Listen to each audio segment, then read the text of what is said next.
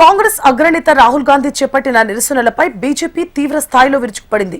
రాహుల్ గాంధీ ధర్నా ఒక పెద్ద రాజకీయ నాటకమని బీజేపీ తెలంగాణ రాష్ట్ర అధ్యక్షుడు రామచంద్రరావు విమర్శించారు. నీట్ అంశంపై పార్లమెంట్లో చర్చకు కేంద్రం సిద్ధంగా ఉన్నా కాంగ్రెస్ ఉద్దేశపూర్వకంగా సభను అడ్డుకుంటూ వీధి నిరసనలకు దిగుతోందని మండిపడ్డారు.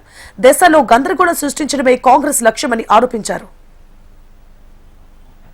జమా చేసి ఈరోజు దేశంలో మరొక్కసారి విభజన రాజకీయాలు తీసుకొని వచ్చే ప్రయత్నం చేస్తుంది కాంగ్రెస్ పార్టీ. పార్లమెంట్ నడుస్తుండగా ఒక పార్లమెంట్ సభ్యుడు బాధ్యత ఏంటంటే ప్రజల తరఫు నుంచి పార్లమెంట్ లో మాట్లాడాలి.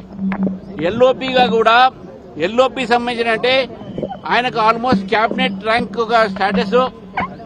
ప్రజల్లో సమస్య మీద ప్రభుత్వాన్ని మాట్లాడము, ప్రభుత్వాన్ని నిలబెట్టేటటువంటి యొక్క అవకాశం పార్లమెంట్ లో ఉంటుంది. పార్లమెంట్ నడుస్తున్న సమయంలో ఎల్ఓపి పార్లమెంట్ లో మాట్లాడకుండా ప్రధానమంత్రి గారి నివాసం దగ్గర పోవటం అనేది ఇది ప్రజాస్వామ్యంలో ప్రజాస్వామ్య ఒక పద్ధతికి విరుద్ధం అని చెప్తా ఉన్నాను. ఈ రోజు రాహుల్ గాంధీ గారిని నేను అడుగుతా ఉన్నాను,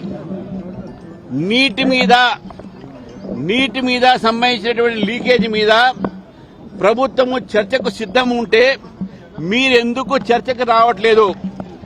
మీరు ఎందుకు చర్చ కంటే మీ దగ్గర మెటీరియల్ లేదు కాబట్టి empty vessels make more noise లానే మీ మెదడులో ఏమీ లేవు కాబట్టి మీరు రోడ్ల మీద పడి ఏదో డ్రామా కోసము అట్రాక్షన్ కోసం చేస్తా ఉన్నారు.